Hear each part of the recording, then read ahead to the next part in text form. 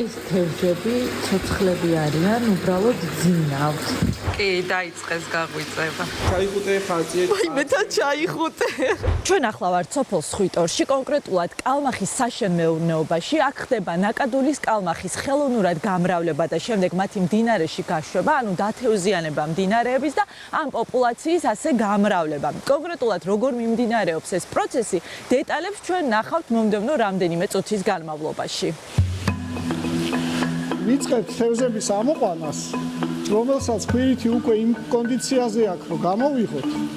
ჩავსვავთ ამაუში, სადაც გახსნილი არის დასაძინებელი წამალი. რომ ხელში ქვირითის აღების დროს არ იხტუნოს. ამოვიღოთ ხო უკვე?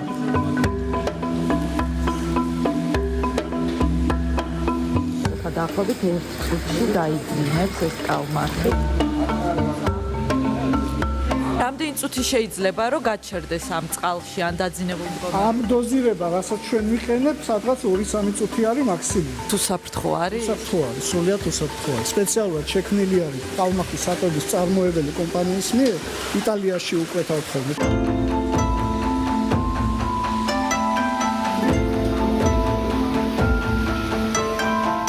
ნახოთ რა გამოვა შემომთავაზეს რომ მე ჩემი ძლია ამოვიღო ქვირითი. კუდით უნდა დავიჭირო. აი მე ის დიდია, ის პატარა. კარგად მოკიდე ჩაიხუტე ხალხი. აი მეთა ჩაიხუტე. აი მე არ დამივარდეს ახლა მეშინია. გონია რომ შეიძლება რამე დაუშავდეს. მოდი თქვენ გააგრძელეთ, გონი ჯობია. რო არ ვაწვალოთ.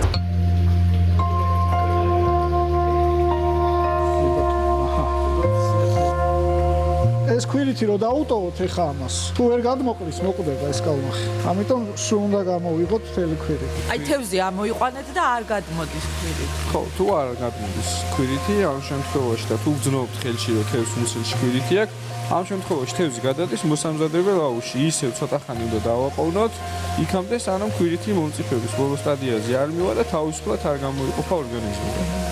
ეს არის ლიტრა ნახევარი. ლიტრა ნახევარში დაახლოებით არის 25-დან 30,000 ცალამ. ეხლა ეს უნდა გავანაყოფიეროთ. ეს უკვე მამრებია. არა, მამარი შედარებით პატარა ზომები ყავს და არ ჭირდება დაძინება. ბრძემჟავა უკვე ქვირიც აერია, კარგად არის შერეული. ეხლა აქტივაციის პროცესი რო დაიწყოს, ამას ჭირდება წყალი. რომელი ქვირითიც არ განაყოფიერდება, ის გათეთრდება, კაი. ის უფრო მჩატე არის და გადარეცხვის დროს გადაყვება.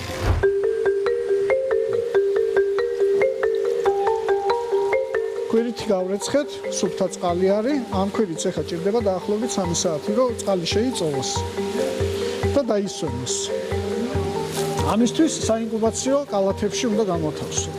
სადაც დარჩება, სანამ გაუშვებთ იმ პერიოდამდე.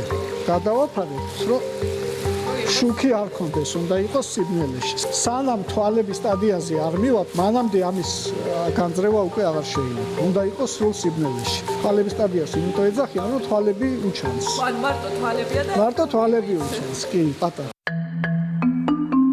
დაახლოებით 30,000-მდე ქვირითი გვაქვს. ამ რაოდენობის განაყოფიერებული ქვირითი მდინარემ რომ მიიღოს, დაჭირდება, არ ვიცი, ალბათ 20 წელი, შეიძლება 30 წელი. ამას ჩვენი დახმარებით მდინარე ახდენს 1 წელიწადში. ანუ თქვენ თევზს მდინარეში უშვებთ ეგრეთ წოდებული თვალების სტადიაზე. ქვირითი თვალის სტადიას. თუ ჩვენ გაუშვებთ ლიფსიც, რომელიც უკვე შეგუებული არის ხელოვნურ კვებასთან და ადამიანთან ურთიერთობას, ის ველური პოპულაცია ვერ იქნება, მოდი მარტივად.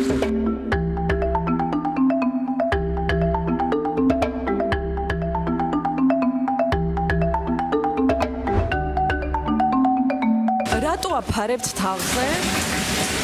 რომ არ მოხდეს ბასეინიდან და ქვემოთ რო არ დაწვიდეს. იმიტომ რომ ხტუნაობენ. თქვენ მითხარით რომ 24 საათია საჭირო აკოფნაო და რატომ არის საჭირო რომ მუდმივად აქ იყოთ?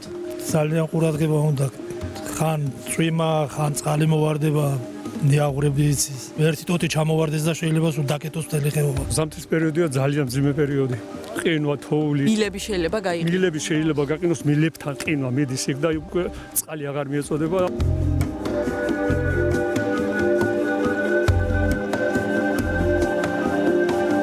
თქვენ მითხარით, რომ ხშირადო საქართველოში დიდ კალმახს ორაგულს ეძახიანო, რაც არ არის სწორი. კალმახი იბადება კალმახად და რჩება კალმახი. ორაგული არის სხვა სახეობა, ის არ ბინადრობს საქართველოში. დიდი კალმახი ორაგული არა.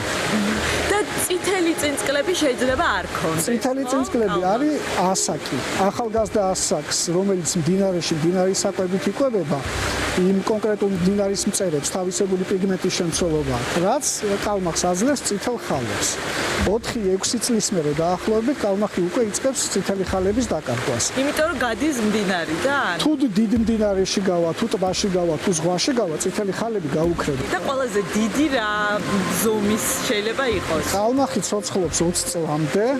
მსოფლიოში რეკორდი დაფიქსირებული არის 22 კილოგრამი, მაგრამ ჩვენი საშენის პირობებში 8 კილოგრამს ცოტათი გადავწყვეტ.